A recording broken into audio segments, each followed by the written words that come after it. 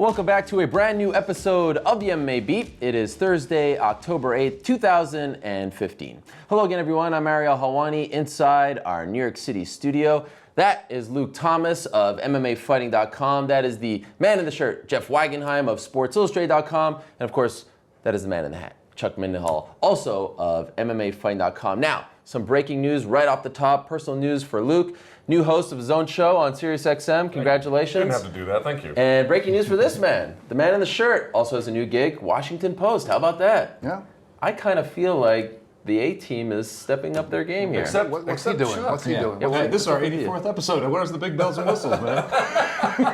Your hat looks fantastic. Thanks, man. I will say that. All right, guys. Congratulations to both of you. Let's talk some MMA. Let's start with TJ. And for you, the 300 this week. Thank you very much. Just really, Chuck. Just Yeah, that's it, Chuck. Outlier. Hello. Go sit in the corner, Chuck. The dead weight here.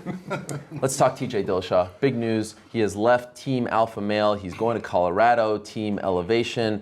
And, of course, we may have seen this coming due to the fact that there's been this rift between Dwayne Ludwig and Uriah Faber, and this has led to a bunch of criticism towards TJ.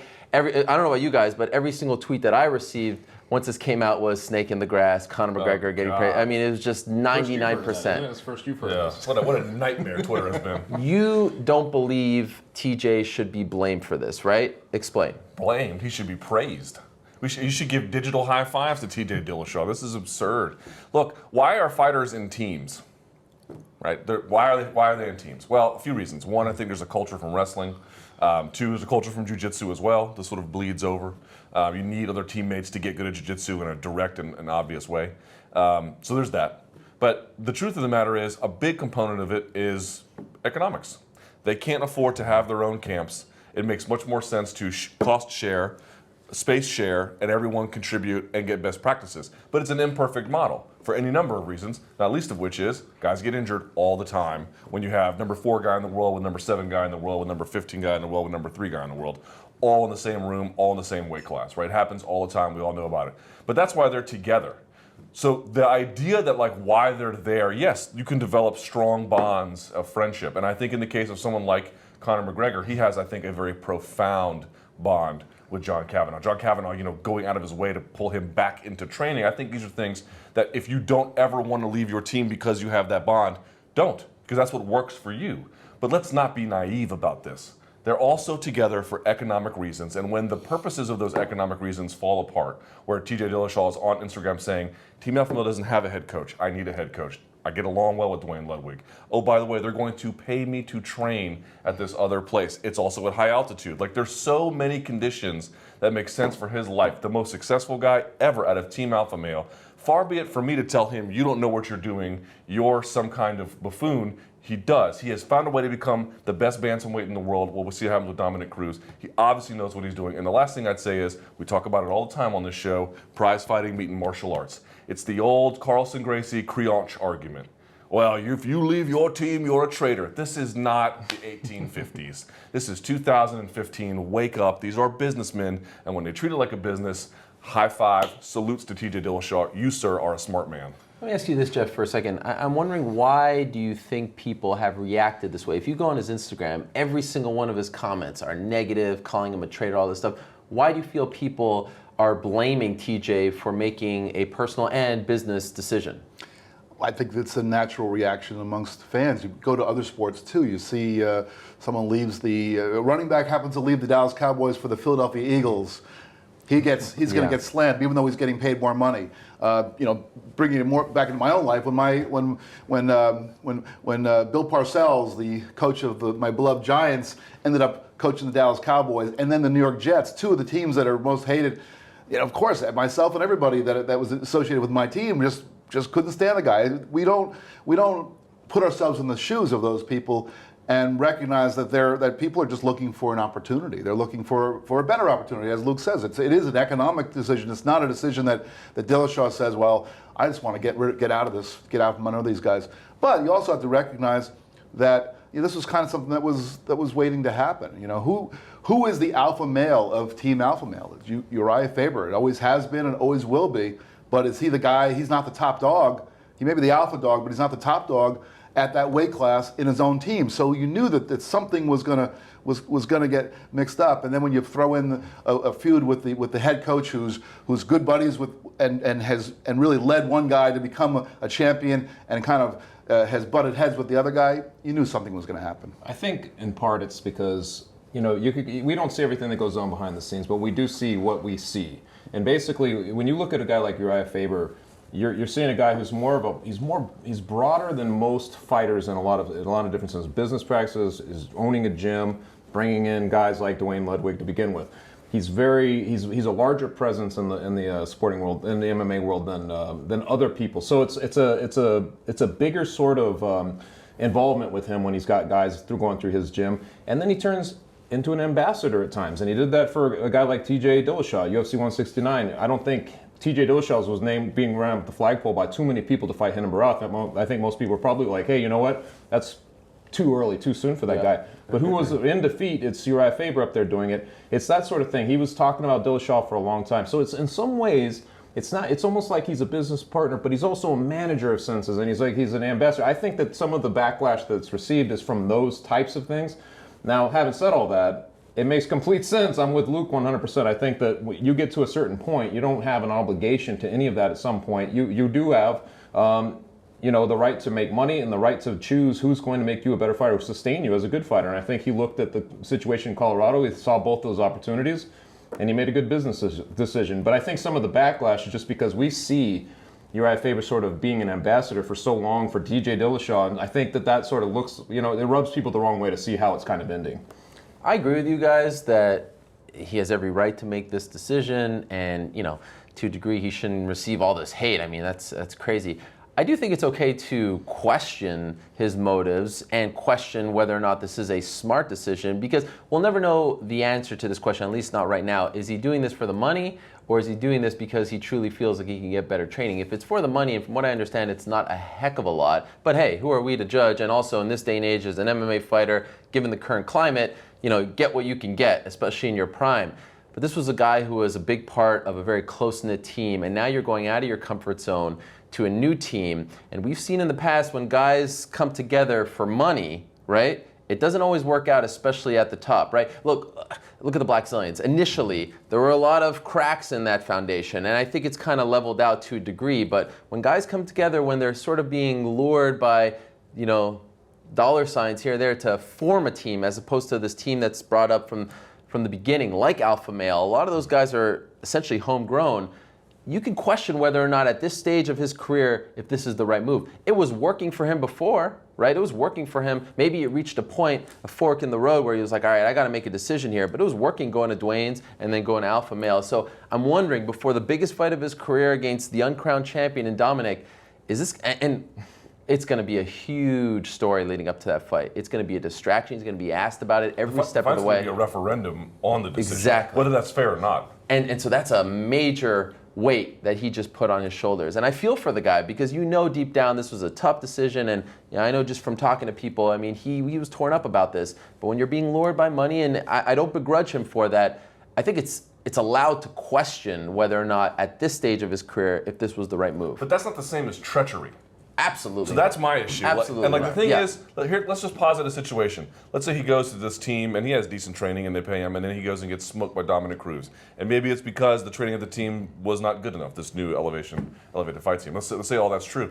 Okay, fine. He's a grown man. He is allowed to make decisions that improve his life, or he's allowed to make decisions that make him fall on his face. That's not my business. You know what I mean? And I understand your point. If I'm evaluating life decisions, we are open to make those claims.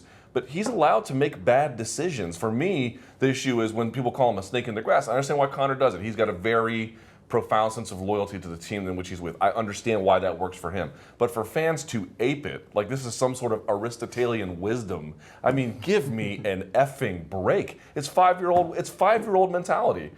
You're a snake in the grass. Why? Because he's got a wife? Yeah. Because he wants to take care of that, because he wants to be a father one day, because he wants to have a business. He's not Conor McGregor. He's not going to make Conor McGregor money. He has to find other creative ways to get himself from point A to point B. And if he makes a mistake along the way, that's his problem to deal with, not mine to worry about. I mean, to me, it comes down to who do you have pushing you in the gym. I mean, so he'll have He'll still have his coach. He'll have his coach. But who are the guys he's going to be working out with? When he was out in Sacramento, he had Joseph Benavidez, he had Chad Mendez, and he had Uriah Faber right there. Just those three guys. These are guys who are of a comparable size to him and can really go hard with him. And these are some of the elite fighters in the game. So, is he going to have a team that's going to be comparable to that? Is he going to be pushed as hard by the guys who are? Is he going to be the best? If he's the best guy in the room, is that going to make him better? In some ways, I feel like the scrutiny would have even been greater especially now the guys have come out and aired their sort of grievances as to why. I know Uriah was on your show and he kind of went through like the dirty laundry that was going on behind the scenes. You almost think if he was trying to somehow salvage both things, if he was going, trying to do it like he's been doing it, there would be greater scrutiny almost and greater pressure from that sort of media lead up to it that you were talking about. So in some ways, I feel like he was just saying like, how do I correct this now? How do I get adapted now and just make the plunge now before it gets too crazy? In some ways, I see him. That's more how I see it. And obviously, like you mentioned, I think that you really don't know yet. If he goes in there and he looks awful, you would have. I guess then we're going to be on the show talking about like, well, was it a mistake? But at the same time, he's a big boy, and I think. You pointed out in your chat, he got to where he is because of who he is and what he's been doing. All those guys may have aided in getting him to become a champion, but ultimately it was his drive and his competitiveness and his ability to learn the sport that got him to where he's at. So it's just, he's a big boy. I think you just got to write it out for him. A couple of things I just wanted to add. The home base for this new team, Team Elevation, they're not really all that new, and I'll get to that in a second. It's at the Muscle Farm headquarters in Denver. 135 workouts. 135, also 150, and they've actually upgraded them since. You were there, right? For 135, not 50. It's an impressive facility, Oh my God, to say the amazing. least. So for someone of his caliber to be there on a daily basis, as well as Dwayne won't be a part of the team day to day, but he's sort of affiliated, and his gym is very close. That's an upgrade. That's a good thing for Dwayne Ludwig. Also, he's not cobbling together a bunch of bums to be his coaches. Leicester Bowling, very respected. Elliot Marshall, former UFC fighter, very respected. BJJ coach.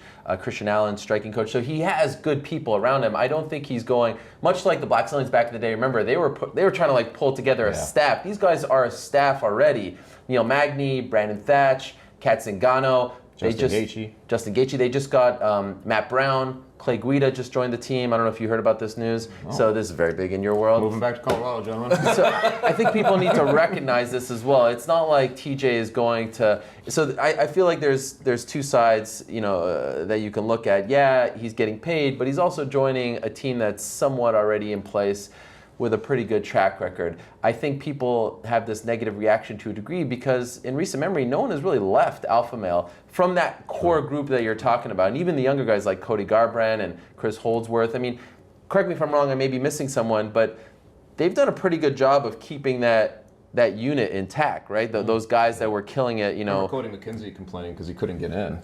That's right. So I think for him to be the first, and him in particular, because of the Dwayne stuff, I think people had this reaction of, snake in the grass. Well, also, it just speaks to, I know it's not even relevant here, but Conor McGregor, what he says, his fans listen to him. 100%. His words, snake in the grass, defined the contours of this conversation. And if he doesn't get out there and say that on The Ultimate Fighter, there would still be talk about it. But the degree of treachery, I think, is just fans, following what McGregor says. He has, I don't agree with him, but he has an incredibly powerful impact when he speaks and people listen. But you know what? If Uriah Faber has one more title run in him, great segue. Better chance with TJ Dillashaw not being on his team than Dillashaw being on his team. Okay, right? So let me ask you this. All right. Regardless of what happens on, I believe, January 17th, that's the date of the fight, the Cruz fight, do you book him against Faber after? Champion or not champion? Do you have to make that fight now? I don't know. I mean, I guess if all the stuff that Luke was talking about earlier, all the fans getting up in getting their panties in a bunch. I guess it does add up to a sellable fight, right? Sellable, yeah. A really sellable fight. I think it's a huge fight. I mean, for the Bigger division, than the Cruz fight. it might be. In my mind, right? I love this fight. I love Right. the Cruz fight just for all the reasons we've sort of detailed in the past. But I mean, anytime you have this sort of blood feud or something like that, like there's an inner circle fight, it always becomes that much bigger because they have secret dirt on each other. They're going to they know each other's psychologies. There's a nice lead up to it. They may play it very civilly, but you go back even to 145. I think it was 145, right, with Jones and Rashad.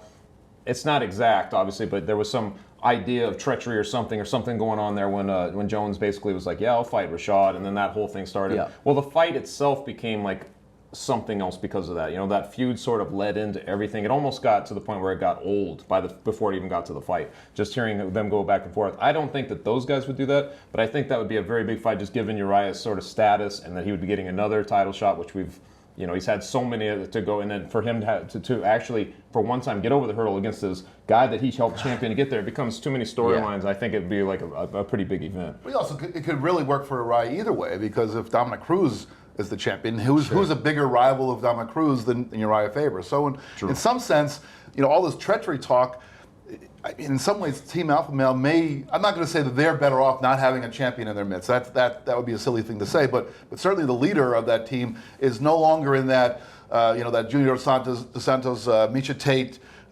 status where he's kind of like on the outside looking in. Faber seems to have 9 lives when it comes to title shots. Guy's amazing. But it's important to note he's coming off a loss to Frankie Edgar, and he's fighting Frankie Saenz next. So I'll ask you the same question. Regardless of what happens on January 17th, do you book, not Cruz, Dillashaw versus Faber? I don't know about regardless of what happens, but it seems like an obvious candidate. It seems like a can't miss one. And people were like, well, now they have to fight. Good? Like, I don't understand why this is like a thing we have to be disappointed about. They're professionals. They're adults. They know each other well. They'll make money doing it. I've struggled to see the complicating factor. I mean, I know what your point is, but I'm sort of like the prevailing narratives out there. I'm just sort of confused about why they're all negatives. These are good things. And if they don't happen, well, I mean, for whatever reason, someone gets injured or whatever the case may be, that would be, unfortunate. But for me, it's we have a bantamweight fight coming up that might be the 2 most talented guys in the sport, or potentially anyway. What about John Jones? Okay, 2 of the top 3 guys anyway. And then you have dramatization added to it all. We are winning. Why are we so upset? We are all. Not us here at the table, but the Zuffa shares your sentiment. I mean, we are winning. This is yes. Especially for that division. I mean, that division has just not had a lot of that sort of appeal, and now it does. And I what more would you want? You got guys, you have fights on the horizon beyond it. This is exactly how you'd want it to kind of unfold. By the way, business has just picked up at 135 with John Dodson moving up. That's true. Oh my God. He knocked out TJ Dillashaw. Exactly right. All of a sudden you have him in the mix as well. Right. Well, I think also the operative question really is not asking me or Luke or Chuck, what would you book this fight? Because we might have different criteria. I think in my case, I am looking for the fighter who has compiled the number of wins and who deserves the next shot. That's the way I look at things. But obviously, we've seen the UFC doesn't always look at it that way. Sure. Alex Gustafsson coming off a loss, getting a title fight, and we can tick off a whole list of those kinds of events. So really, the question is this a fight that the UFC would look at? And based upon all the hot sentiment that's going on right now, you'd have to think yes. Chuck, knowing what you know about the situation, if you're Uriah Faber, are you pissed off here? I don't know. I mean, in some ways, because if you just look at it in black and white and you say, he's going with the guy that I brought in or whatever, he's going to go with him. It's almost like, as far as I know, they introduced, it was Uriah who sort of introduced the whole situation. So I think there's got to be a little bit of that, especially just given that the acrimony sort of between Ludwig and, the whole situation between him and Ludwig. But ultimately, I feel like Uriah is one of those guys, if he holds a grudge, I really don't think he seems so casual about stuff. It's really difficult to get a gauge on. If I'm him, I'm probably upset. But if Uriah Faber himself, I think he just rolls with things as it goes. I think he's so used to being in business and doing things and watching things happen, come through and promise one thing and another. I think he just looks at it as part of the business at this point. He is a guy, I've interviewed him several times, obviously you've interviewed him a bajillion times, but every time I talk to him, I've always talked to him, it's just worked out this way, after a major loss and he was trying to rebound. And every time we talk to him, it's like, how are you feeling today? He's like, great. Yeah, He's like, these people think, you talk to some fighters and they lose, man, they got chips on their shoulders and whatever. This guy never has a chip on his shoulder. He is an eternal optimist. He believes in himself and his ability to right circumstances. You're going to say something. 2 minutes after he loses a controversial fight against Barao, he's asking for Dillashaw to get. I mean, that's him. That's him in a nutshell, right there. So, that sort of so reaction. for me, it's like look. There's probably a lot of guys on the team that are upset. How could you not be? The best guy ever in your gym just picked a guy who has, at this point, what else do you want to say, a sullied reputation over your team, and you recruited him. Like, why would you not be upset about that? But that's life, man. This is the world in which we live, and it may suck, but like, this is why your relationships with other fighters, for the most part, not in totality, for the most part, are transactional. You guys need each other for economic benefit, not because they're your actual brothers. Again, a few circumstances notwithstanding. Okay, final thing on this, and then we'll move on. Just want to make mention, based off the Faber stuff, I'm getting the impression that the guy who's taking this most personally is Cody Garbrandt, and he may be viewing this as, ooh, the door has now opened for me. He's a youngster, this has now opened the door for me to go on a title run. We'll see if he can get to that point. That's going to be very interesting. Also, is anyone going to follow suit? Dillashaw probably has some very good friends at Alpha Male, and he may go there and be like, hey, I can get you some money, and we got great training. Didn't Danny Castillo train over there? He trained with Dwayne, and he may have stopped by the strength and conditioning, but it's interesting. A, will they follow suit? And B, how hurt were their feelings after what Dwayne said about no one being a champion or wanting to be a champion over there? Would it have been different had he not said that? Would more guys have come over? We'll never know the answer to that question. Final thing? Mention who's supplying the peanut butter, man. Dwayne's gone. Right. Who's supplying the peanut butter? At Alpha Male. That's right. Yeah, that's a great question. They'll manage. Let's move along quickly to Fedor Emelianenko. They held a press conference today in Japan to announce the new promotion head up by Nobuyuki Sakikibara, and some information was released. The great, highly anticipated Sakuraba versus Shinya Aoki fight, catchweight fight. It's a 3-day affair, December 29th, 30th, and 31st.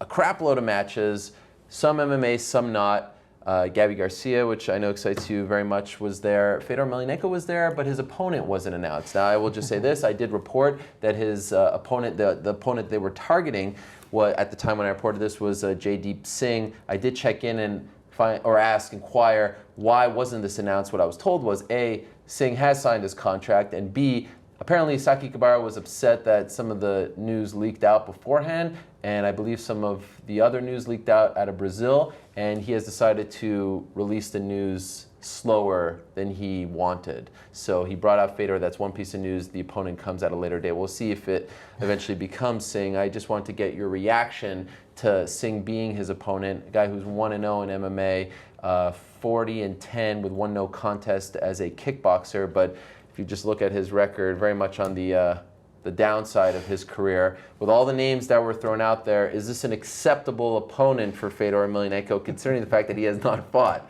in 3 years? Luke? Sure. Okay. I mean, everyone's like, was he going to fight Cain Velasquez? Nope. He doesn't. This is not what he wants anymore. It's so not what he wants anymore. Or maybe he wants this as a tune-up, and I'm wrong, and he'll use this to then fight twice for Sakakibara and then go on to the UFC. I find that to be highly unlikely, at this point, yeah. But okay, or whatever, fine. Like, if you want to have a discussion about what this does to his legacy, including if he loses, which I find highly unlikely.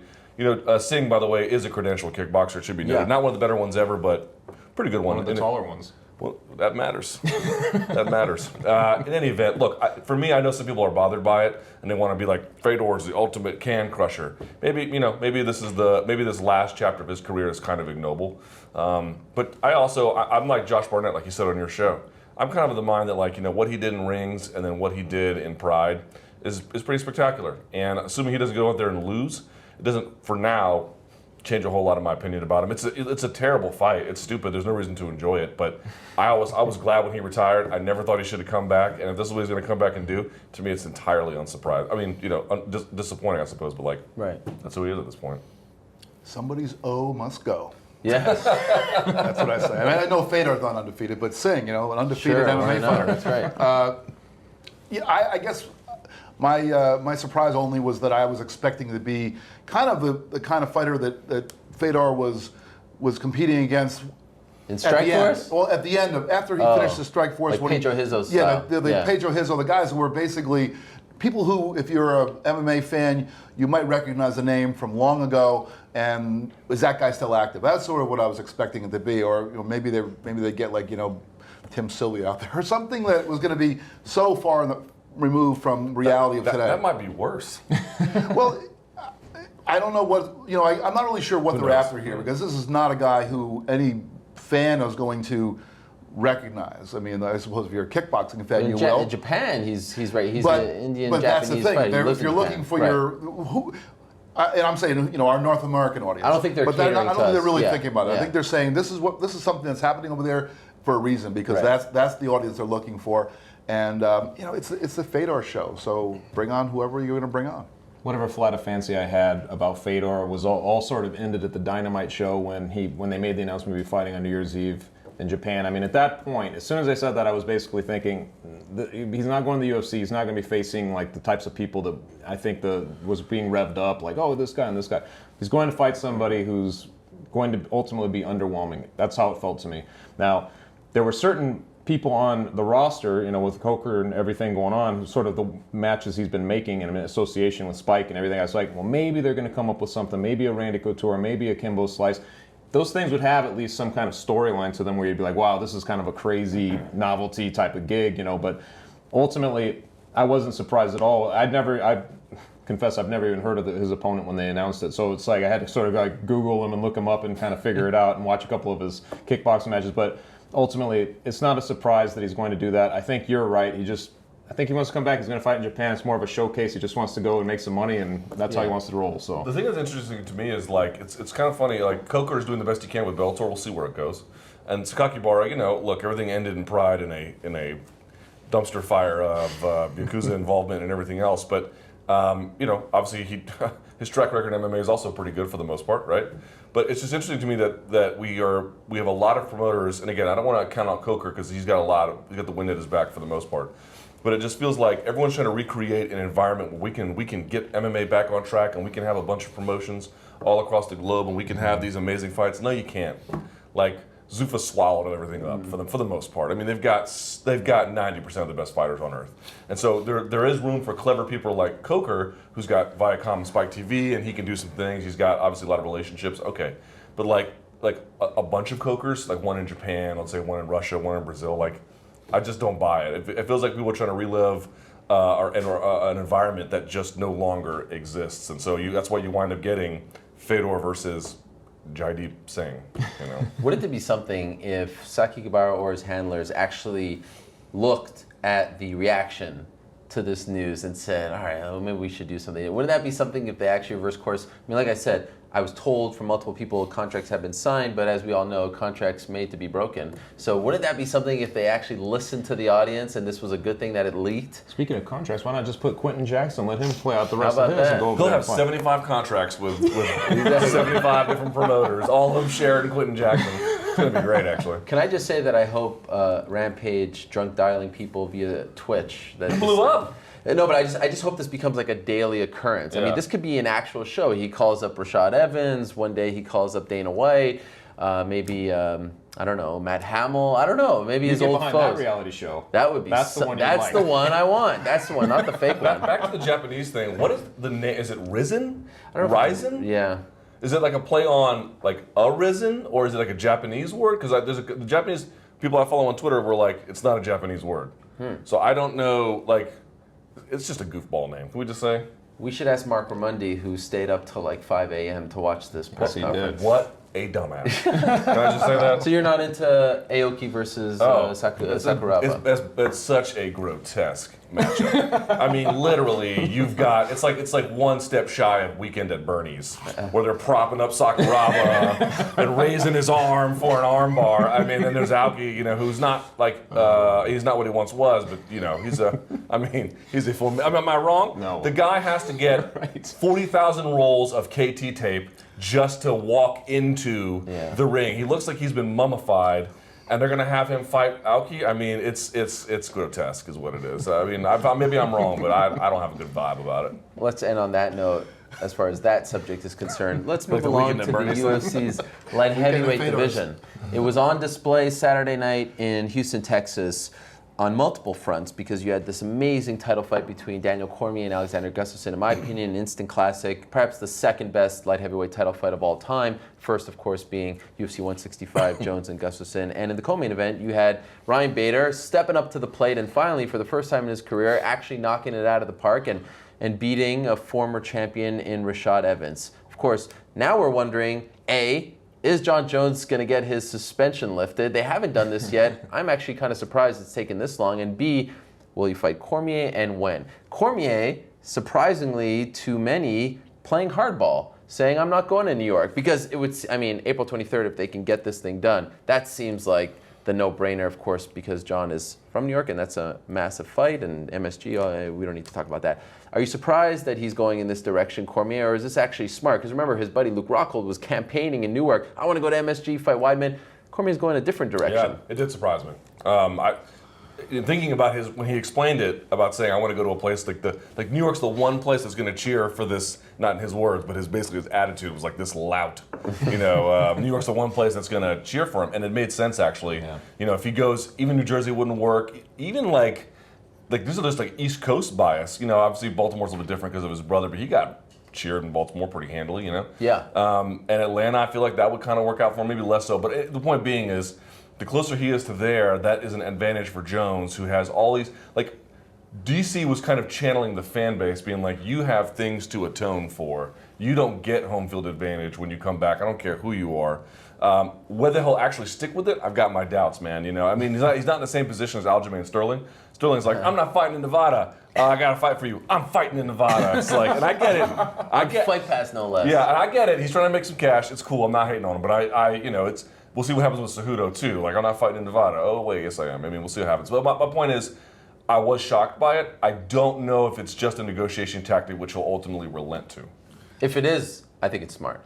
Just throwing it out there. I just would question whether John Jones has a home field advantage at Madison Square Garden. I mean, he is from New York State, but he's from up. You know, if this fight was happening in the Carrier Dome, which is close to his hometown, but even there, I don't know. Does he have? I don't live up that area, so I don't know whether he would have enough local followers that it would make a difference. But certainly in Madison Square Garden, I would argue that Cormier would be cheered more because of Jones's kind of his personal stuff, and so I don't see the advantage there. So beyond whether it's a tactic or not, it seems that Daniel has taken a turn toward really thinking of this in his own as an individual businessman. And even what he said at one point, I think it was made on UFC Tonight. He said something along the lines of, "Well, Jones and I did business before, and we're going to do bigger business the next time." Well, that's kind of like slightly breaking the fourth wall of like we're not gonna talk about the fact that we had this big feud. I'm going to talk about the fact that we did big business.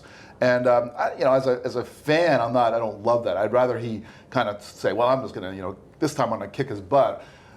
But in the back of his mind talk about the big business. But I think maybe he's learning from that guy Conor McGregor, who all he talks about is making the money. And so maybe they're saying, why reinvent the wheel? McGregor is the guy talking about money. So I'm going to talk about it too.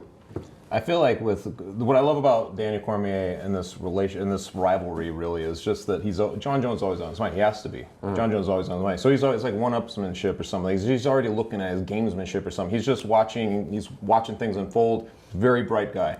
And he sees that there's this April 23rd date, and he says, what's the thing that I'm going to say to John Jones? He's just playing chess pieces against John Jones before we even, it's so far out, we don't know if it's going to happen or whatever. I love that about Daniel Cormier. He's always thinking in that way. He sells fights in different, he's a different kind of guy. It's almost as down-to-earth sincerity and genuine, attitude that sells fights for him, just as his approach. It hasn't hurt him. Some guys that hurts. For him, I don't know what it is. He communicates it very well, but I really enjoy this whole the idea of Jones, coming back, and Cormier and Luna. It's just going to be great, and it's he's already firing his shots. You know what I mean? It's already going, and to me, it's like regardless where it's at, it's going to be a lot of fun. I think on this build, I think it's going to be more fun probably than it was before. Just given that you have Cormier with the belt, ignoring Jones. Hey, this is my belt. This is me. I'm the champion. You have John Jones coming. I mean, just all of that's just going to be a lot of fun, regardless of where it's at.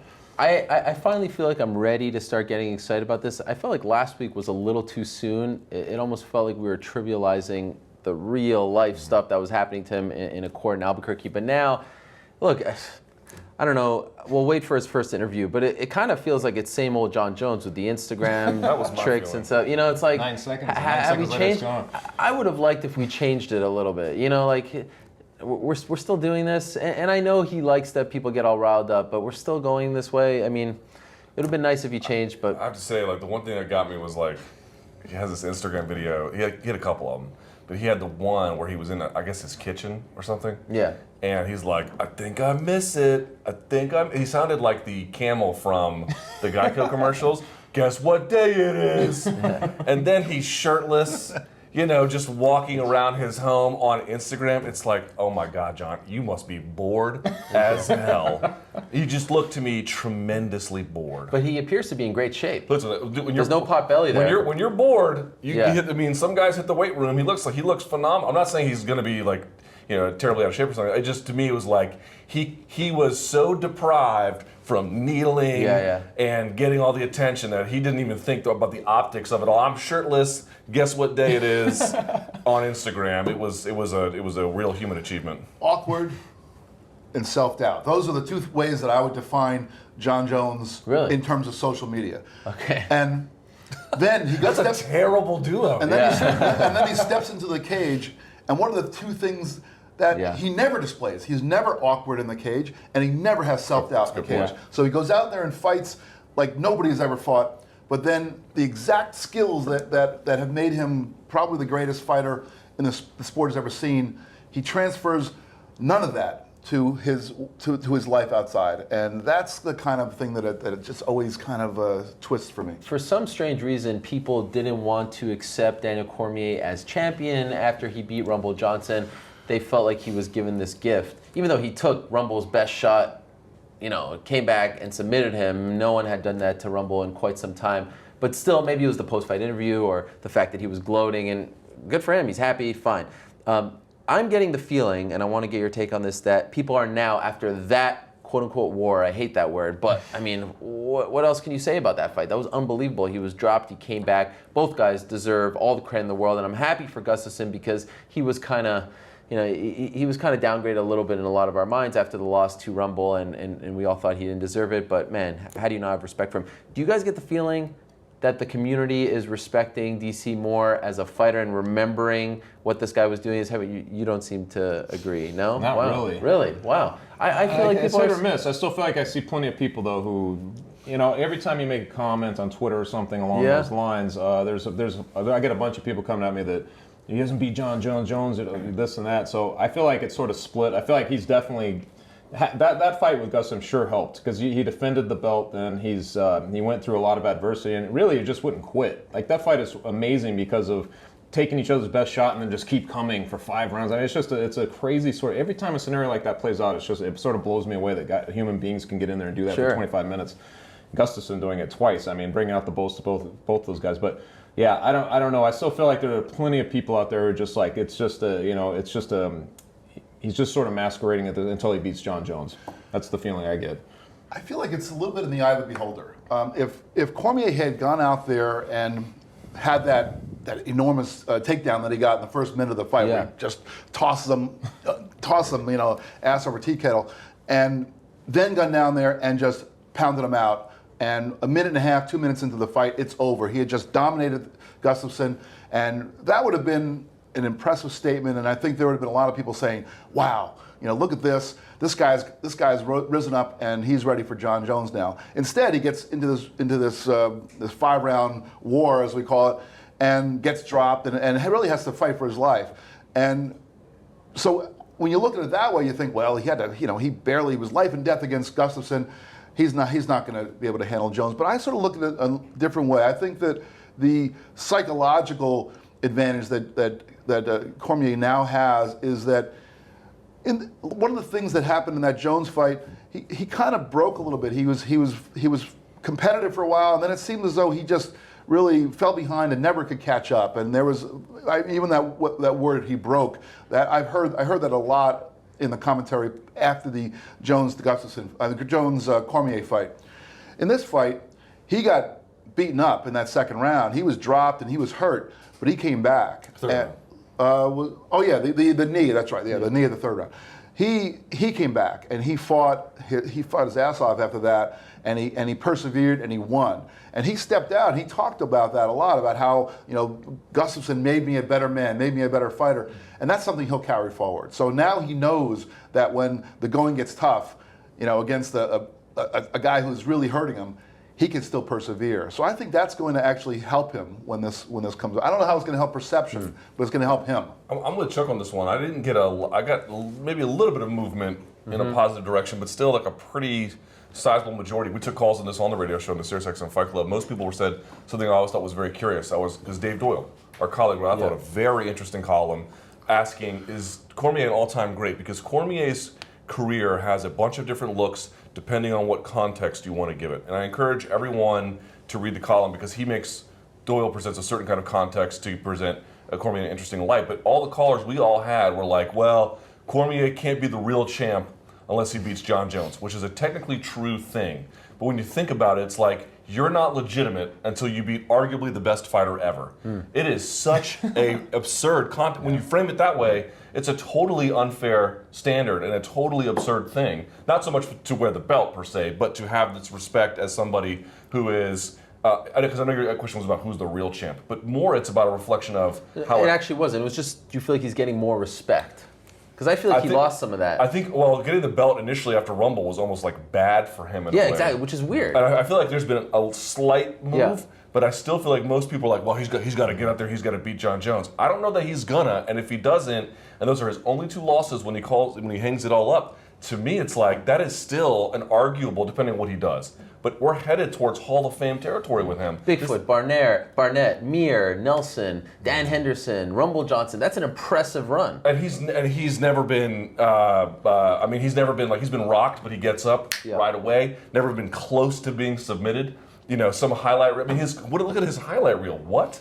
I feel like changing weight classes in his career kind of hurt things. Long story short, like, the only way to view Cormier is in the context that you find most favorable to your own perceptions about him anyway. Because depending on how you change the context, the conversation completely changes. I don't know how much it phased other people, but I thought the promos going into that fight with him sort of talking about all of his losses, all the things that he never lost his resolve, was pretty brilliant. Considering, because they were sort of saying like, hey, you think what you want in some ways. I know what I am. I know what I believe, and I'm the champion. That's kind of the context of what was going on. And to me, I thought that was actually like really brilliantly done until I saw this last one with Ronda Rousey, which became like the new best one. But I thought talk about that just for a quick second. Is that the best promo in UFC history? Easily. 193. That's amazing. Yeah, amazing. I just wanted to confirm. It needed more yelling, but that aside, would have liked the yelling. That's all I had to say. Go That's ahead. all. Okay. Go ahead. I just would say that you can be the second greatest light heavyweight in history. I mean, I don't know that Daniel Cormier is, but you certainly could. You could try to build a case for that. But the problem is, if you're the second best light heavyweight during your era, that kind of, if Cormier were fighting at a time, if John Jones didn't come back and Cormier kept fighting, he would have a stronger case. But when you have another guy who seems to be better than you, has shown he's better than you already, and might again the next time you meet, that becomes a difficult thing. I want to ask you guys about Super Sage Northcutt, 19 years old, made his UFC debut in his home state of Texas on Saturday night, and of course he looked fantastic. He annihilated Francisco Trevino. I find the reaction to him so fascinating because there's so much negativity towards this kid. Is there? I see so much negativity, and this is what baffles me. Often on shows like this, we're to blame. We criticize the UFC for lack of promotion. They didn't do this right, they didn't do that right. They couldn't have scripted this any better. They shoot this reality show. They put it out on Fight Pass days before his fight. He debuts on Fight Pass in his home state. They bring him to Media Day. The views on his videos off the charts. He goes out there, lives up to the hype, looks fantastic, and now they push him more. And like, oh, why are they pushing him? There are other people who deserve to be pushed. This is called, look, you can't have it both ways. If they zero in on someone, especially someone at his age, his look, all that stuff, and his attributes and his talent, and you're going to say, why are they putting all their eggs in this basket? This is what you're supposed to do. You're supposed to pinpoint future stars and push them. This is what we want more of. Is it because he looks the way he looks? Because he looks like a model? Is it because he sounds the way he sounds? I don't get it. But this, to me, is like promotion 101. And if they can keep doing this with that show or other, this is the perfect use of Fight Pass. I've been blown away by the negative reaction. The Sage Van Zandt stuff. No, that's actually a compliment. I know it's being used as an insult. That's a compliment. They did a great job with Paige, and they're doing a tremendous job with Sage. They're building new future stars. What more do you want from a promotion? I don't get it. I don't get what people want from these promoters. It just drives me nuts. Go ahead. Yes. Do you know what your problem is? He's turning red. I don't get it. I don't get it. You know what your problem is? You need to stay off the internet. Yes, I do. Because but I live on the understand internet. that all the things you're saying are probably true. These are probably actual reactions. But you could probably cite anything, and there are a lot of people out there who just find the negativity in everything. And there's nothing wrong with the way the UFC's promoted this guy.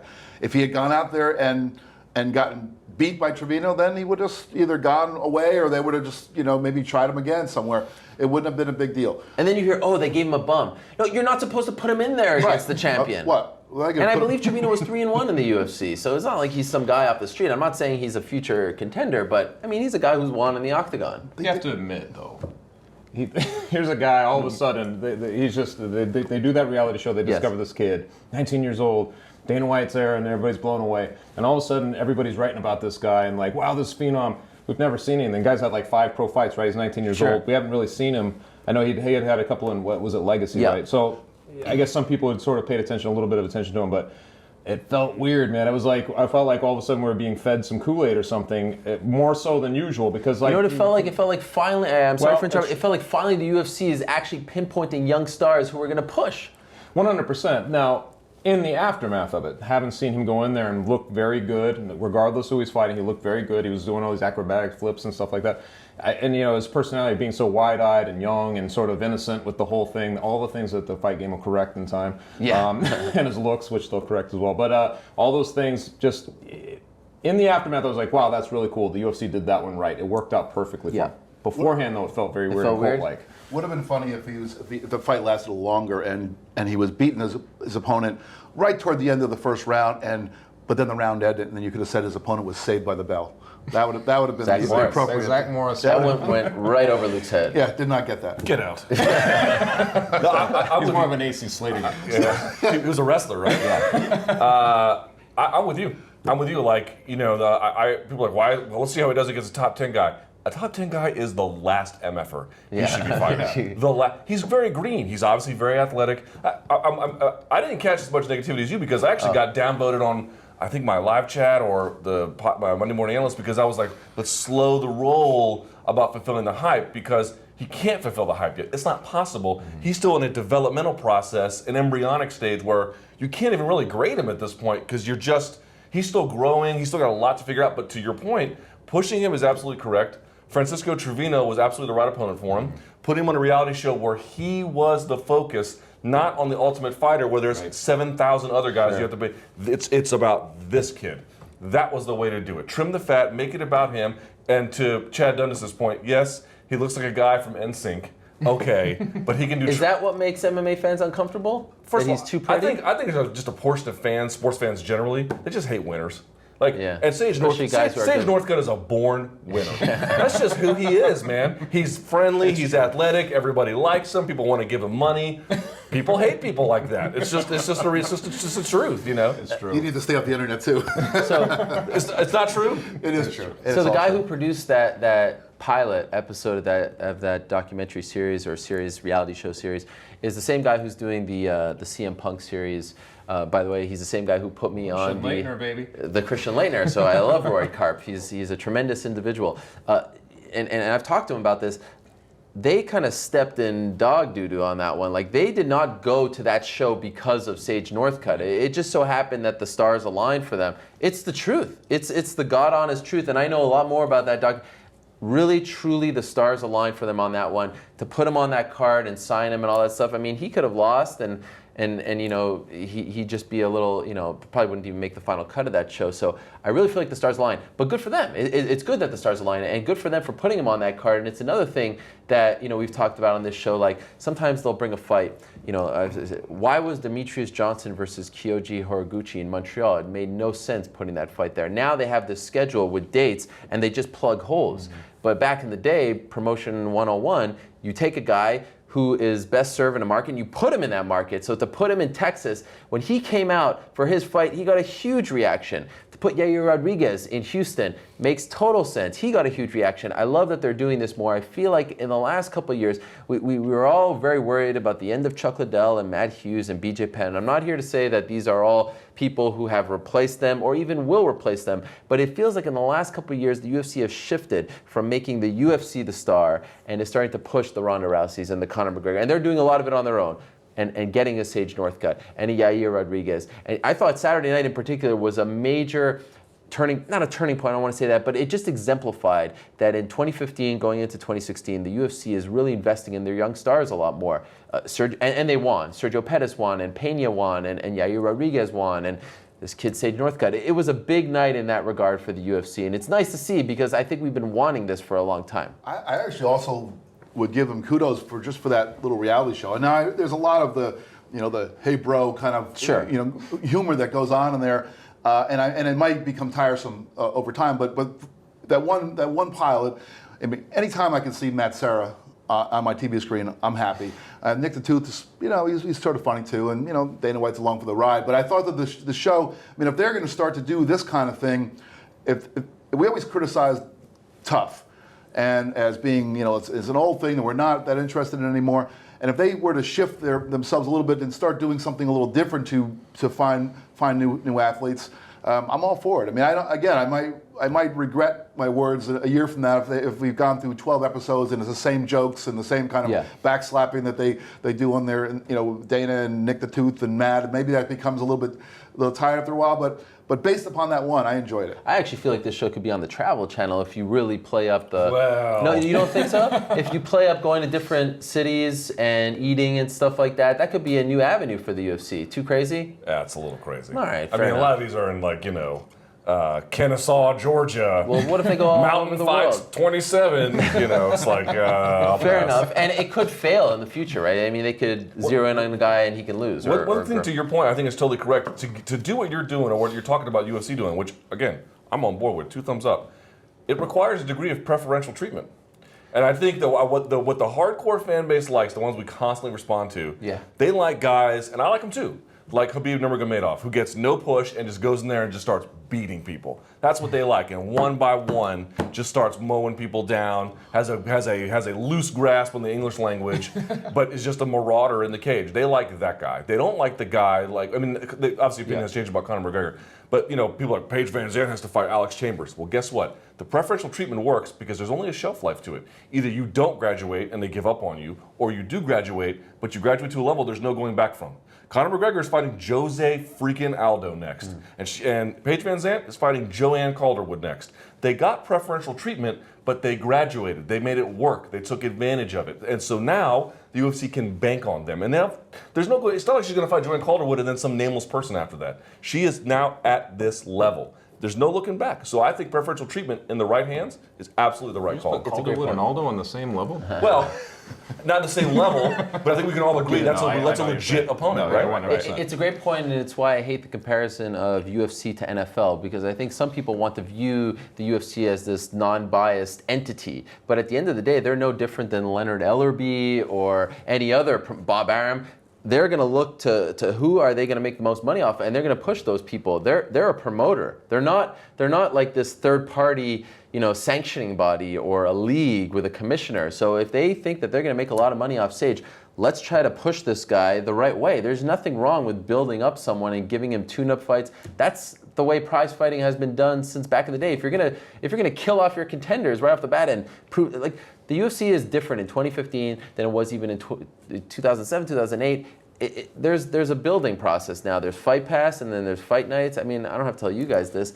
I just find it surprising that we fail to grasp that at Dana this White's stage. no longer as much in the spotlight as he. Well, you're talking about the UFC no longer being the star of Sure. the show. And some of that does coincide with he's more selective on where he wants to appear.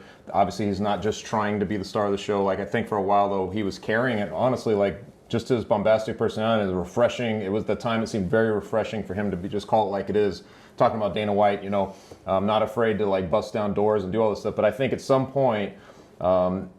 He dialed that back some, and I think that kind of like the UFC at that point became secondary a little bit to what some of the stars. Laughing? I can't even say it on air.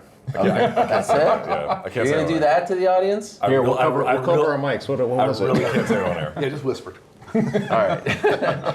Okay, so I said my piece. Hopefully I wasn't too crazy about Sage and Northcutt. Last thing, want to give a shout out because we do pretend to be journalists who talk about the MMA Beat. Let's give a shout out to Josh Saman, a current active UFC fighter who's doing tremendous work over at sister site, bloodyelbow.com. Got a great exclusive interview recently, 2 weeks ago, but we were off last week with Jeff Nowitzki. And getting Jeff Nowitzki to concede that what Nevada did to Nick Diaz, remember, I said I was going to bring it up every week. What they did to Nick Diaz was wrong, and he shouldn't receive any punishment. 0. Which is what we said. Are we confident? I should also note that I think that the White House 71,000. petition, but there's only like a week left. Yeah, a week left. How many is it? With 70,000? 71, I think, is where it's at. So it needs 29,000 Sharon needs to get more. out there and start retweeting. Yep. Wow, how about that? But I do think that it's only open to people in America. I think if this was a global thing, I've heard from Europeans and other people around the world who couldn't sign up. I think if this was a global thing, they would have been. I'm surprised that it's only at that number and upon further investigation. But nice to see finally a Zuffa representative step up to an active fighter, no less. I don't know if that made him want to do it or not, but kudos to Josh Saman for getting that exclusive. And he's a great writer. As writers, do we agree that he's a good writer? Did a He's nice job. just a smart guy. Yeah. Let a smart guy breathe, and he'll do his thing. All right. 100%.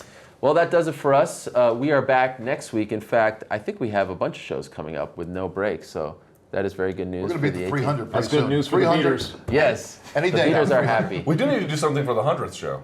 Yeah, when is that? I don't know. Like in Probably like in a year. Yeah, I don't even exactly. know. Given our schedule. But we are back next week. Very happy that you joined us this week. Anything going on? Remember last time we did a show, I actually totally forgot to plug the Japan. I was like, oh, it's a pretty quiet week, and I failed to mention that there was a show in Sweet Japan. baby Jesus, there is no MMA this weekend. 0? Well, I mean, again, Mountain Fights 28 in Kennesaw, Georgia or something, but Nothing. No Bellator, right? Yep. No World Series of Fighting? nope. No UFC. Wow. How about that? I'm happy. Unusual Congratulations to all of you. You get your life back for at least one weekend. We're done. Thank you so much. That is Luke. That is Jeff. That is Chuck. I am Ariel. We'll see you next week. Appreciate your time.